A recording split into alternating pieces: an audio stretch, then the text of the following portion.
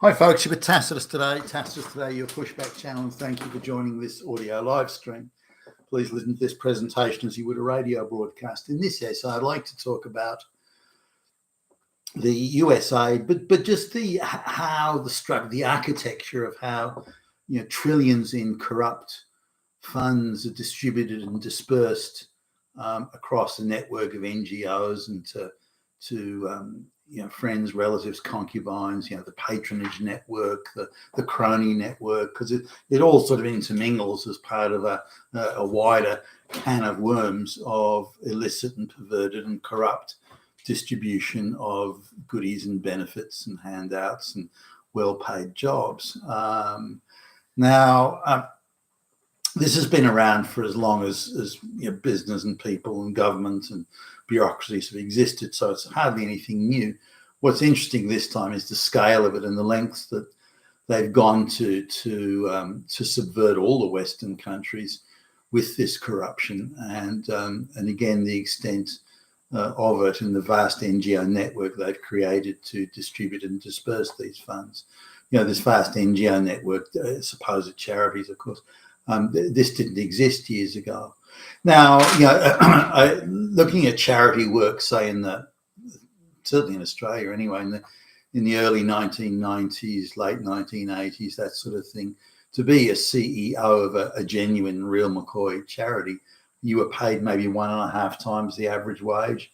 So if the average wage was, 25,000 back in the day, then these people would be paying 35, maybe 40,000.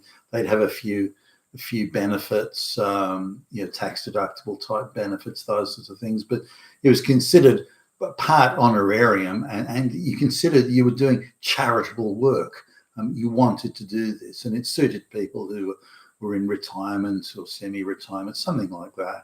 You wouldn't have it as a career job, I suppose some might, but and you'd go into these places, and they tend to be older people. They had holes in their clothes, and they looked they looked like they were the arse end of things, but they were, as far as I could see, at least very committed to their charitable works. Now, none of them were high IQ go-getters or anything, but they were genuine, certainly the ones I came across, genuine in their commitment to doing charitable work. That's all changed now. As I've mentioned many times previously, the best paid, most prestigious senior executive jobs in Australia are now working for charities and NGOs. Somehow the salary of a CEO of a charity that's gone from being 1.5 times the average wage is now being paid 10 to 20 times the average wage. So it's now a well-paid, prestigious gig, and the idea that you've got anything to do with charity is laughable. You're now part of the globalist, corrupt, perverted funds distribution network that the globalists control. Most of it being money that's being looted from taxpayers without their knowledge or consent. Now, again, this has been around for a while. I'll talk a bit about, say, in business rather than government, but I worked for a firm where the CEO wanted to buy a nice yacht, and motor launch come yacht. It was 95 foot long and very nicely decked out, and so he bought that, and but he wrote it off or declared it as entertainment. So that's where you entertain clients, in this yacht. Now, he did do some entertaining there, but that meant all the alcohol, everything to do with it, the payments that he made on it.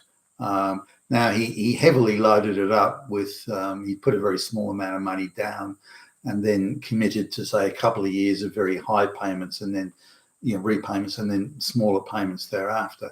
So for that 2 years, he was writing off all those payments, all the alcohol. He remodeled it quite extensively. That was all paid for as a tax deduction, paid for by the company as a tax deduction. Now, this was in my view, blatant corruption. I mean, not that I said anything or would say anything, but I was far too junior at the time to have any influence on anything at all anyway. But it was brazenly corrupt. Now, this is the sort of thing that goes on. So, payments in kind, illicit payments.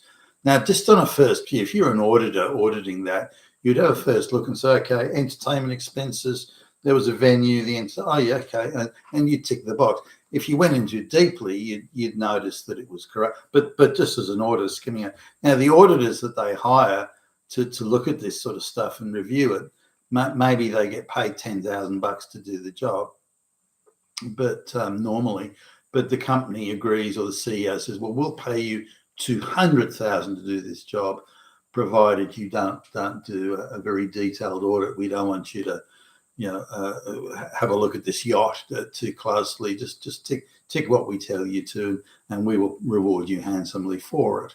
So there's those types of payment in kind, overpayments, excessive payments, and so on.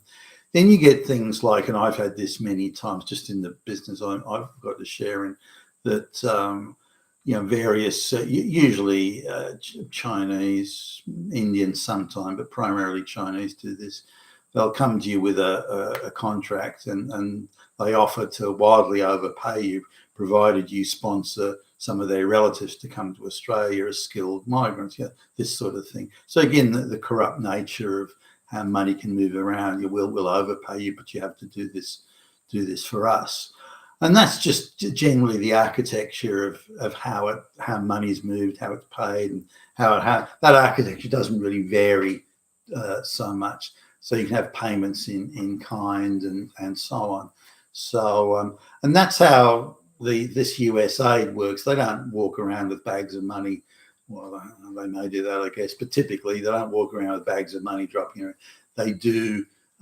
They extend favors and payments. They offer well-paid jobs. You look at say one of the sub charities or so NGOs that relies, 100% of their revenues come from US aid, and they've got a 10-man or 10-person managerial committee, and there's 7 women and 3 men. Only one man straight and 1 woman is straight. The rest are LGBTQ activists and race hustler grifters. Now they're all on salaries, incomes between sort of $450,000 and $650,000 a year, and then they've got their travel and benefits on top of that, which come to another $50,000 to $100,000 a year per head. None of them are competent or trained or qualified in anything. They're simply patronage gigs that are given to activists who will aggressively and willingly engage in the destruction and tearing down of Western society. All straight white men are Hitler, and all Christians are Nazi, this sort of stuff. So they're very much on board. And even if they weren't on board with it, these are people who wouldn't even make a tenth of that in the real world, a tenth of that income in the real world. So, you get a $600,000 a year income, you've got, 5-6-star international travel and accommodation, you're treated as an important person, and all this sort of stuff. You've got money to disperse, so there are people groveling and crawling to you, so you feel all big and tough and important and demigod-like and so on. So it must be a huge rush of blood to the head for these quite ordinary, incompetent, useless, idiotic people that they're gifted these jobs. And they've been gifted the jobs because they're useful fools, not because they have any qualifications or capability. So there's that patronage element of it, and gazillions is getting dispersed on payment to friends. Now, you'd question, in Australia, for example, there was a minority government that somehow magically was able to get parliamentary votes to impose absolutely brutal and draconian COVID lockdowns. And I was staggered at how they were able to do that. But you find that these people, their relatives and friends and sons and daughters, were employed by NGOs and paid, very handsome salaries. So the politicians from the minority parties that voted to do this brutally destructive COVID lockdowns, which destroyed the lives of hundreds of thousands of people and small businesses and so on, they were happy to do that in return for a cozy job for their son or daughter or their wife or their brother or sister, or maybe and there's other ways of doing this, and I've spoken with these before. For example, a large financial institution may come to a politician and say, look, buy that rundown house down the road there for $1 million, and then we'll find a Chinese investor that'll buy it for $10 million. So they've effectively round robin laundered money for a Chinese corrupt warlord or something, and dropped a few $1 million or several $1 million into the pocket of a politician who's then forever in their debt. And if you need any money again, Mr. or Mrs. Politician, just let us know and we'll do this. So all these scams and all these things are going on all the time. Now, when we look at US aid and say the money they've been given, and there's a subdivision of US aid or an NGO that is involved in crafting and manufacturing a narrative, like a media narrative around the world. Trump is a Nazi and all that sort of stuff. Mass migration is good. Anyone who opposes it is Hitler, and that's that whole thing. And you wonder why that's worldwide. Why can I pick up a newspaper in anywhere in Europe, get it translated and do the translation into English, and find that it's got exactly the same talking points as the hit pieces that they're doing in the United States on Trump, or in Britain on Trump, and so on. And this is because USA is funding all of it. All of it is being funded by USA, and the training of journalists and so on. So they've got journalist training schools. Now they're getting some pretty basic people, the pink-haired trans lesbian or something, and we'll give you a job as a journalist, but the deal is you have to write hit pieces against Trump or Republicans or anyone who opposes mass migration is Hitler, and that's what you have to do. You do that, you'll keep your job. Now this person will be unemployable; they can't get a job anywhere, and so that they've now got a job that pays the average wage, which is and it's they get to work in a nice air-conditioned office with a nice coffee machine or something in the corner. They've got all things that they couldn't hope for otherwise. They're getting all through the corrupt looting of the US taxpayer and distributing money to these people who are simply employed really as influencers. So there's a mass media narrative influencing machine that goes all around the world, and it's pro-globalist, of course, all around the world, and it's funded through these illicit means. But again, they can offer jobs to unemployable people, but also organizations or groups that they directly funded will know that they're given say free office space and free computers to use, or other organizations will have free staff, free employees provided by another NGO.